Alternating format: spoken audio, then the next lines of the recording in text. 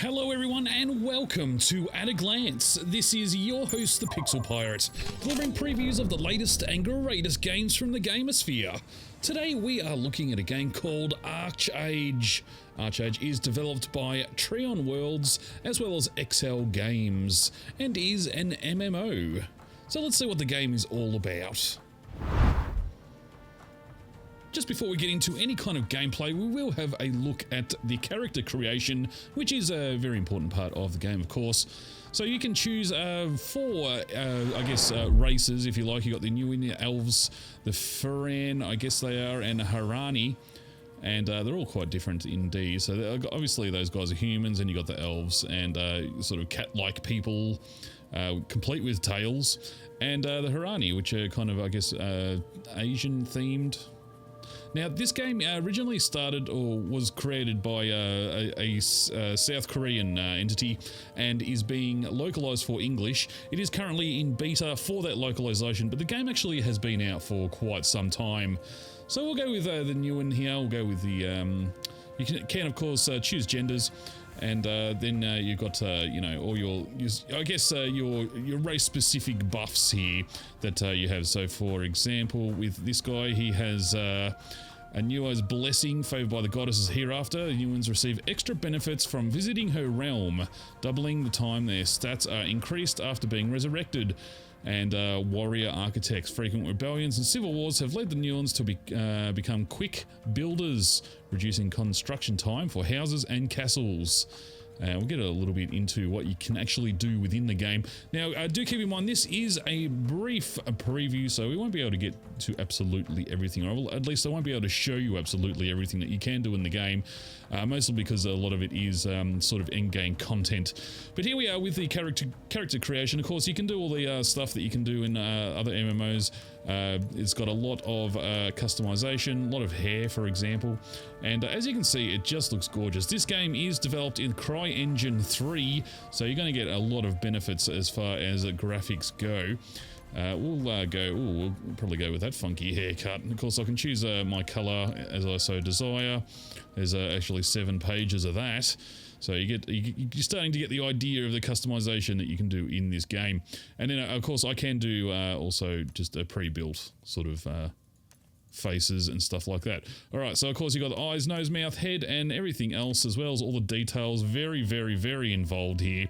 That is just the head details. If I go for the mouth, it's got a whole other bits and pieces to do, so you can really customize your characters, because I know in a lot of MMOs you kind of get the same old character look, but this is very different indeed. I guess because of the CryEngine 3 power, the power that you can get through the CryEngine 3, it just makes it much better. So we'll go ahead and save it with that. I think that'll do it. And then, of course, we got the 6 different kinds of skill sets. So we've got Battle Rage, Sorcery, Archery, Vitalism, Occultism, and Shadow Play. And you can sort of imagine what they all do. But basically, you get three skills that you can use in battle, and it'll show you exactly where the strengths lie with each one. So, for example, Sorcery, of course, goes for more magic damage here, whereas Battle goes for more curses, and Archery is more physical damage. And it also shows you, as you can see here, exactly what each skill does, as far as what it looks like and whether it looks cool or what kind of thing that you would like to do in it. So there you go. So we can create this character, but we're not going to. We're going to instead go into the game with the character I've already created. So I will see you on the other side. Alright, so here we are with the Pixel Pirate here. I'm going to zoom in here and show you just how good your character looks in-game. Look at that. You wouldn't think you're in an MMO, would you? It was absolutely fantastic there, of course, with the CryEngine 3, as I said earlier. And this is the game. I mean, if you look at the scenery and everything like that, and the world is just so big. Now, as I said, I won't be going through absolutely everything here because that would be impossible in a preview. But if you just look at the top right-hand corner here, you can see my local map. And that is big enough. If I move around, you'll see me just on the bottom of that map there. I'm sort of moving around, if you can see a little tiny icon there. Just how long it takes to get anywhere, and that is not a derogatory comment either. It's a very, very I guess it's packed full of awesome stuff to look at. It's not like endless plains of nothing that you have to travel through. You really do want to just walk through this world and explore and look around at all the different things that you can sort of see. For example, there's just some random statue here to have a look at, and there's a town up there. I can go over there, there's another town. And just all that sort of stuff, you know, the ships over there. Now, everything that you can see, you can travel to. So you can see the distant land over there. I can go and swim over there if I want to. That is not just some kind of, you know, pretty looking background by any means. You have mounts in the game as well. I have a horse currently. You can even fly with gliders and stuff like that. There's all sorts of options. And you can even get a ship. Now, if you saw the map when I first started the game, there's 3 main continents with a giant sea in the middle. You can go pirating if you want to. You can actually become a pirate in this game. It's got a fully fledged punishment system where you can actually go to jail and you have to serve time in jail. And you can escape from jail, or you can do quests inside jail. It's just action-packed. There is so many features to this game that it is almost unbelievable. But yeah, as I said, you can actually get boats in the game. You can travel around with a crew if you want to, as a guild, or you can just go solo if you so desire. So what we might do right now is I might show you some combat here, and I am a reasonably low level. I'm only level 8 here, but you'll get a pretty good idea of exactly what the combat's all about. So we'll go ahead and pull this mob here. Alright. Oh, she's actually got a bow herself, so we're going to have to get in there and start bashing the crap out of her. Okay, very good. And she is almost finished. And yeah, a lot of, I guess, effects, but not so overpowering that it's kind of ridiculous where if you've got 5 or 6 people, you just can't see anything going on or anything like that. The game also has crafting, and what's interesting about the crafting in this game is that you don't have to necessarily do the crafting in crafting hubs. There's little areas around the world where you'd expect them to be that you can do crafting. For example, I've just swum from over there, that city over there, or town, and at the docks there, you can just see the docks just under my name. There is a little part there where I can do some weaving and some fishing and stuff like that will create things for that. Yeah, it's just all sorts of stuff. But there are also main, I guess, crafting hubs that you can go to and buy all the stuff that you need as well for crafting. Alright, so let's have a talk to this fellow. So basically, the other thing that this game is good at is streamlining. If you are wanting to, I guess, do anything quickly or slowly, then it accommodates both. For example, if I want to read exactly what this fellow has to say, I can do so if I'm interested in the lore of the game.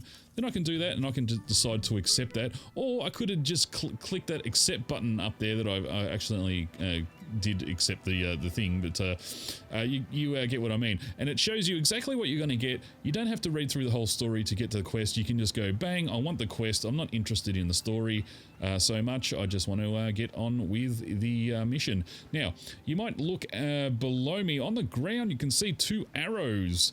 That's a handy tip for you to points towards where you need to go for your quest. So we can actually just follow those arrows and go ahead and do the quest. It's also, of course, just like most MMOs, has a you know, a mini sort of quest thing where you got to kill. You know, for example, this one is got to kill Bloodhands in Moonswept Bay. So we got to kill we got to kill 8 of those, I should say. So let's go ahead and do that.